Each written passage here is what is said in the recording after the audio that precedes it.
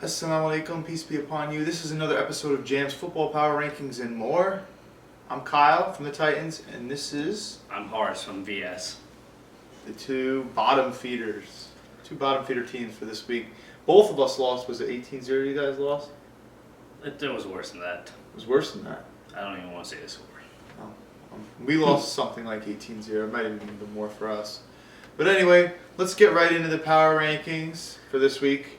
And I was trying to tell you. I was trying to tell you. I had good reasons to believe why Union should be the top. Although maybe this is not a good thing based off of what we said last week. As whoever wins the regular season matchup goes on to lose the playoffs. I'm not necessarily convinced that's going to happen this year. But anyway, Union is number one. Mm-hmm. All right, so I think that's at this point it's unanimous, just because they literally beat the number one team. Yeah. So that puts number two. We sat on the Canes. We agreed with this one. We both do like Swag, but we agreed that we think Hurricanes are still the better team, and they did beat Swag. So. And then number three, Swag, who is coming off an impressive win in their own right, winning 22-0 over Code Red in a somewhat dominating fashion, somewhat of a controversial game. You were there. I heard some of the Code Red players were a little upset that they thought that Swag was calling timeouts and running up the score late in the game when they clearly had the game in the bag. I spoke to D'Lo after, and he said that the tiebreaker for the number one seed might come down to point differential. To be honest, I have no problem with running up the score. Absolutely. Just because of point differential. That's the second. That is the tiebreaker when there's more than two teams involved. Yeah. So I'm okay with that. Yeah, and clearly there are 3 one-loss teams right now. So. And by the way, Code Red, it's your job to stop them. So yes, that's also on you. Exactly, and you know what? I mean, the games are short. There's stats involved and things, so you can't really blame players for really wanting to go out and put their best out there. So, Dime City is at number 4. This is the highest they've been on our show, and they're on a 4-game winning streak. Casey came in at quarterback. He did have one bad interception against you guys. He had at least 2 interceptions. I just know one of them was really bad when there was no one in the corner of the end zone besides 2 of your players. Yeah. Otherwise, they're still playing great. They shut you guys out. Yeah. Defensively, they were certainly impressive. My mind's still boggled as to how I think we really played a bad game, but at the end of the day, they beat us bad. They were the better team. They are the better team. I hope that it doesn't stay that way, but. They straight up won. I think you could tell they like playing with each other. Oh, yeah. Think about their pregame hype that's going on, and then after the game they have some kind of team chant, if you will. But they like playing with one another, and you can clearly see that on the field. Number 5 is the Knights, a team not dissimilar to Dime City. Yeah, and the Knights, they're coming off of pretty, upsetting loss. I don't think anyone last week we all picked the Knights, I believe. They lost to Boonton. They actually got shut out. And we've said before we think that the Knights' weakness is their offense. And I think that's one of the main reasons why we have Dime City over them. Yeah. Because they actually do score. The Knights have a good defense. They only gave up 1 touchdown, but unfortunately that 1 touchdown was the difference maker in that game. Yeah. And the thing about Dime City is they can hit you from a variety of different places. They had a rushing touchdown against us, which wasn't even their main running back. Their main running back, he's scored several times, and he's had a lot of touchdowns actually called back against him. And if you watch the Union tape, which I think was their first game of the year, I think he returns an onside kick or something, or a kickoff for a touchdown, but maybe time ran out, or maybe he stepped out of bounds. It was very close, and maybe there was a flag. I'm not exactly sure. The kid's dynamic, and they scored even with a backup running back. They're scoring with tight ends who I don't even remember looking at these guys on film, and they're scoring on us. So they can hit you in a variety of directions. But I think the Knights can only hit you really from that guy. I think his name is Jeff Dizutter. I think it's really their only offensive weapon that's worth mentioning. mentioning. Do have Josh Gordon. They do have Josh Gordon. Okay, Josh Gordon, which, by the way, and I do apologize, he didn't do anything when we played him, so maybe that's why he's not standing out. All right, so we move on to number 6. Kind of by default, because they do have a better record than everyone else, but that's also to their credit. Yeah. We have Code Red right here. And, they look too good against Swag. They got destroyed by their line, and I don't think Swag's ever had that great of a line. I mean, I agree with you. I think that's not one of Swag's strong points. They are. I think they're improved since last year on the line, but I think it's still. Yet, so. I still don't think it's their strength. It's definitely not their strength. Oh yeah, I mean with those receivers and that quarterback on the ball, it's kind of hard to beat that. We play Code Red this week, so it's just going to be an interesting game for you guys. But yeah, Code Red, the line is where they struggle for sure. They have a problem keeping Omar clean. I think if you do keep him clean, I think he's one of the better QBs in the league. But that's certainly been an issue for them. Mm-hmm. At number 7, we have Boonton. Boonton flying up the ranks. They were something like 10 or below last week, and now they're flying up with a big win over the team who's previously ranked at number 4. And you know what? Boonton, like we said, quarterback. They won 2 out of the 3 games that he started for them. Only and they didn't give up a touchdown. They didn't give up a touchdown last week. And I think they also had to shut out their first win with him. I don't quite recall. So we'll check that, but I'm pretty sure that was the case. So overall, the defense has been kind of solid. They only gave up 1 touchdown to us. I know he's put up 16 points, but one of them came on a pick 6. So Boonton is on the rise. And apparently the league agrees with us because I remember looking at the poll. They were the team that was stated as like the most dangerous 8 seed. Yeah, they are dangerous. That's for sure. Yeah, there's no doubt that there's talent on the team. Okay, so let's go on. 8, we have another riser, and that is the Spartans. They have completely flipped their season around. They started off as a team that wasn't doing too well. This past week, they just dominated in the trenches against us. They're big, they're strong, and they're pretty quick. Yeah, and they made a quarterback switch too. Mm-hmm. Quarterback played well, but I still think that game was one of the trenches. Yeah, and you know better than me because you played in it. But I remember as soon as I'm arriving to the field, I see them breaking away on like a scamper play down the side. I wasn't sure if it was the QB who scored or what. But hey, they were loud when they scored the touchdown. They were enthusiastic. You know, these guys are hungry. And one of the better players, Shadi, he's actually playing. You had thought that he might have a season-ending injury, but that doesn't look like that's the case. I saw him have a couple catches against you guys. Yeah, he's back. Gathanani's still playing well.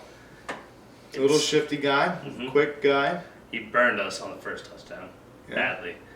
But bomb? It was a bomb, and it was a run catch as well. It was like a 30-yard completion, and then he just outran everyone. Those always hurt. So, number 9, Gladiators. Gladiators, team that we're playing this week. They squeaked out a win. Against the Gamebreakers. And the Gamebreakers, you know what? Props to them. They go out and they play hard every week, even though it doesn't always result in good results as far as the win-loss column. But they go out and play every week. With the Gladiators, again, offense seems to be an issue with them. I think they only put up 1 touchdown again. A lot of running from the quarterback.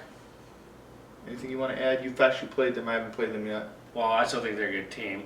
The only thing is, like, just because you're ranked number 9 doesn't mean you're bad. To be honest, I think the first 9, actually, between 6 and 9, I think those teams are all interchangeable. Yeah, can we say this year? The league has definitely, in terms of overall, has improved dramatically. Oh, yeah. And you know what? I was looking at the stats this week, and we're 8 games into the season. The leading sacker in the league has 11 sacks. Last year, the leading sacker had 24.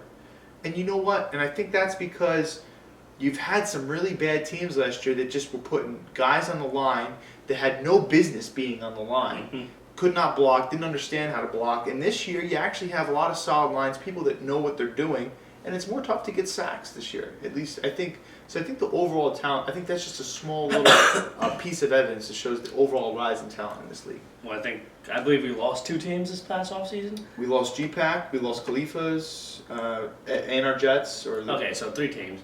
But with those 3 losses, or those 3 teams disbanding, there's more parity in the league. Yeah.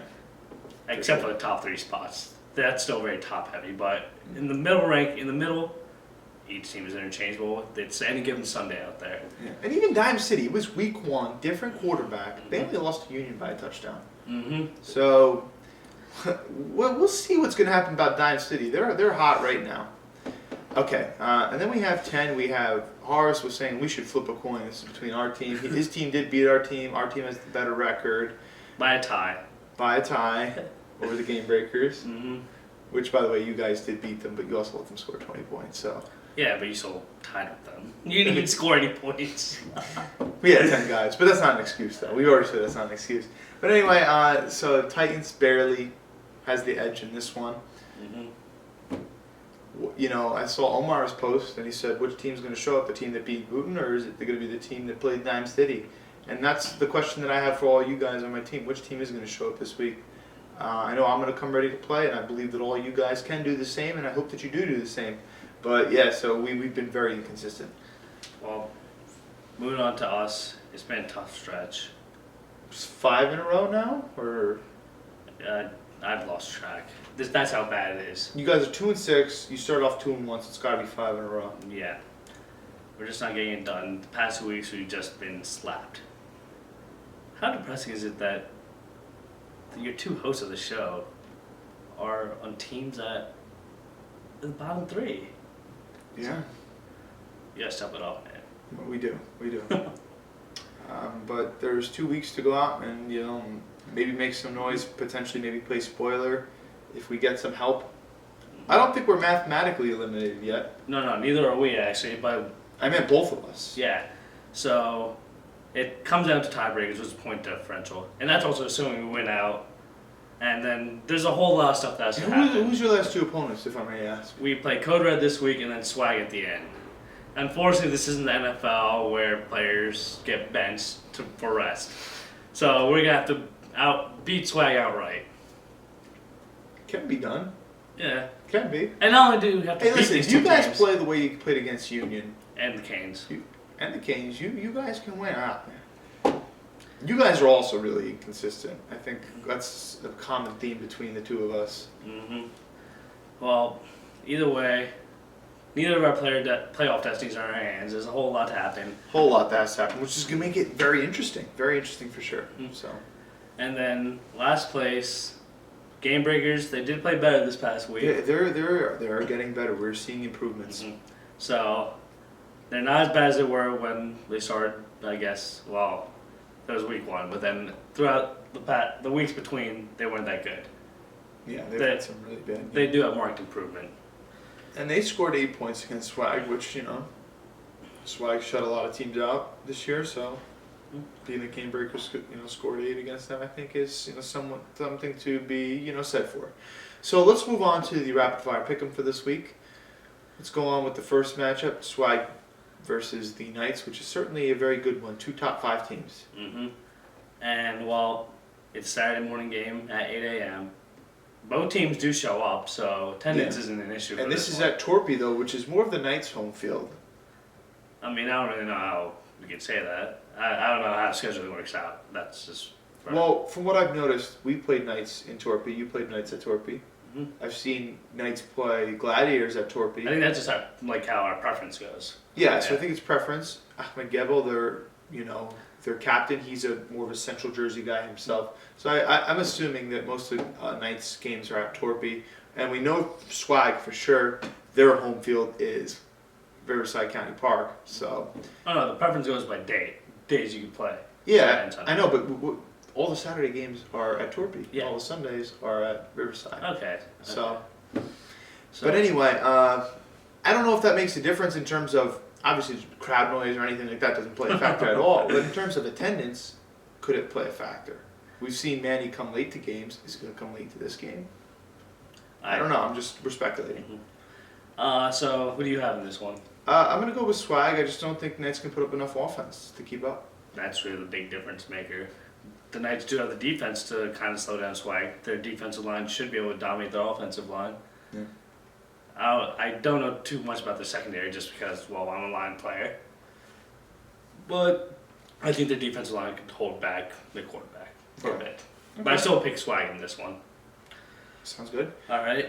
Next game. Code Red versus the VS. I'm obviously going to abstain from this one. Yeah. I'm tempted to pick you guys in this one. But you know what? I think you guys have packed it in. I think you guys are down on yourselves. Just hearing your voice and how you're talking, it just seems like. But you know me, I'm the pessimist.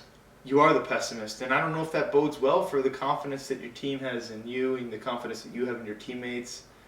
So,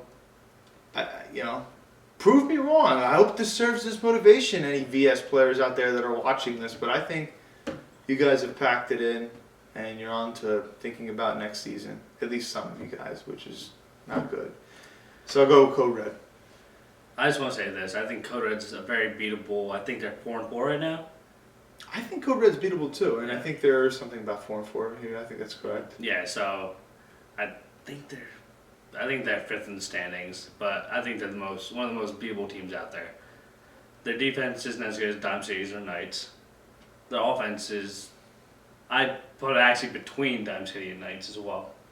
So I think we do have a shot. But going on, You do have a shot, no doubt. any team has a shot. So moving on, another top 5 matchup. The last game on Saturday, the Canes versus Dime City. This is a big one. I know those Dime City players are coming hungry. You start to see them chatting a little bit on the forums. They might be the second most active team next to the Canes on the forums. Mm-hmm. But I'm starting to see more guys other than Casey pop up on there. Mm-hmm. This is a tough one, but I think I'm going to go with the more seasoned team. I think the Hurricanes are going to put Dime City in their place. But I think Dime City can grow from this game. Well, this is an intriguing matchup. I just think that the Hurricanes are the better athletes at the skill position. And I think that's where they're going to beat Dime City in this one. Yeah. I think it'll be a close game. I think they'll probably be I'll say 13-6. But You know what I'll say? I was really impressed by number 3 from Dime City. I'm not sure what his name is. I know he's a Minnesota Vikings fan. Sorry to hear that, but I mean, they are 4-5 this year. yeah, he's good though. He could do a variety of things. He can block on offense. Mm-hmm. He could rush the passer. He's not a big guy. He plays really hard. You see, he hawks down number 1 from Gladiators. Gladiators, they break a long pass the game 2 weeks ago. He's running down the sideline. The guy must be convinced he's going to score. I think his name is Nick Cologne. This guy from Dime City, number 3, he hawks him down, saves the touchdown. I mean, Gladiators went out to score, but he stopped him from scoring there. Mm-hmm. And it's hard to score once you're in the red zone in this league. But anyway, it was an impressive play. He goes out, he scores a touchdown, first touchdown against us. A little bit of I don't like the word lucky, but it was a little bit just things worked out right for him. You know, if you saw the play, our quarterback tipped the ball like he was going to catch an interception. Oh, yeah. He didn't bat it down. Falls right in the guy's lap as he's on the ground. But he's a good player. He That's plays good old hard. tip drill. Yeah, for real. And our quarterback knows he in retrospect that he should have batted down. But anyway, I'm Hurricanes, but that's a shout out number 3, Dime City. All right. So, first game on Sunday, the Union versus Spartans. Union versus Spartans. I think Spartans is going to play tough again. They played tough the past couple weeks. You saw how tough they played Hurricanes. And you know what? Union, they almost lost to you guys. I'm not ready to pick Spartans though yet. Call me conservative, whatever. I'm going to go with Union. Well, I play against both these teams, and you know who I thought was actually the better team? The Spartans. Wow. I don't know too much about the skill position once again, although Kathanani is still great, and Mustafa Abbasi is also a great receiver. I just think Mustafa Abbasi might be the best one in the league. Might. I'm just saying, consistently you see him. Maybe there's so much competition there, though. There is, and maybe it's the quarterback relationship. They've been playing with each other so long. They are cousins. They are cousins. Or brothers, actually. Okay. They might be brothers. I'm not sure. I'm sorry, but there's so many of you Abbasi's. I don't know. They're really small. All right, so the biggest difference was I thought the Spartans had a much better offensive line, or a much better And that's why I offensive think, and defensive line. And I've never actually played. I've only scrimmaged Spartans, and this was going back a couple years ago. But from what I've seen from Union this year, and just from what I've seen when I've watched Spartans, I think their line is better as well. And this past week, that was the worst I've ever been dominating in this league. Besides, actually no, it was worse. It was worse than when you pancaked me this season. I believe it was 95. I had to look you up. Ibrahim Salvani. I don't know if I butchered your last name or not, but I got murked. And Dark McCowie's still great. They have a very physical line. They're very big, and they're still quick. I'm in with upset pick here. Wow. Now you're getting me amped for when I have to play them. But the Spartans they're playing tough, but I'm gonna go with Union. So this is interesting that we're disagreeing there. And I just noticed this one thing. What happened to the weekly lines? Oh, I'm not really sure. I saw them there a couple weeks ago. Yeah, exactly. A couple weeks ago. I don't know who's in charge of that. All right. So now, Okay. Titans Gladiators. So this one's on you. well, to be honest, if you guys play offense like you did last week, which is basically deep sideline throws, which was also like the That's not Giants' gonna offense last year. That's not gonna happen. You guys have, if you guys go to the middle, you guys play a lot better. You guys do have the talent to beat this team, but you guys just have to get together on offense. Okay. So who do you pick? I'm gonna pick you guys, Okay. but you guys have to start putting up points or running a more efficient offense. I agree with you 100%. And the last game, the Boonton Bounty Hunters versus the Gamebreakers. We had actually spoken about this matchup a couple weeks in a row on the show now. Have we? Yeah, we talked about how Oh yeah, Gamebreakers might be able to squeak out their first win against Boonton. That's when we were kind of hating on Boonton, so to speak. But Gamebreakers have been playing tough. Gamebreakers are playing tough, but are they playing tough enough for you to make an upset pick? No, they're not. I agree. Boone they look like a different team with Shake. Their defense is picking it up. The fact that they didn't give up a single point last week. Is that because of him though? Because he's not playing defense. That's not because of him, but I do think it creates spark. Yeah. I think before this game or before last week, they gave up the second most points. Let me just look that up real quick. Actually, now, yeah, they gave up the second most points. That was before last week. Now they're doing better. Just a different team.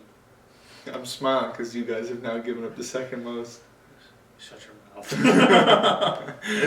Anyway, so interesting game. So Hey, interestingly enough, we have a better point differential than Code Red, and they just gave up 3 you less probably points have a than better us. one than us too.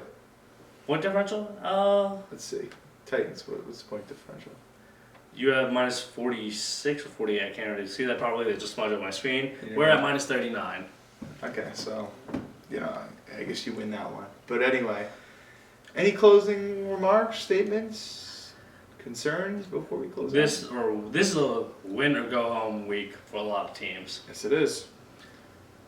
That's all I got. Yeah, playoffs are on the horizon, so Jim Mora, think about Jim Mora. You have to play that clip a couple times. Is it a reality for your team? I hope it's a reality for ours. Haarris certainly does for his team as well. But anyway, again, we hope that you go out, be safe, be smart, realize that it is for fun. We're not getting paid to play in this league. So We actually pay to play this league. So be respectful, and don't look to fight anyone or do anything dumb. With that being said, we hope you enjoyed, and if you have any, comments, suggestions, ways that you think we can improve, let us know. We're open to hearing about it. So, with that being said, I'm Kyle from the Titans. I'm Haarris from VS. We are out. Assalamu alaikum. Peace be upon you. See you guys next week.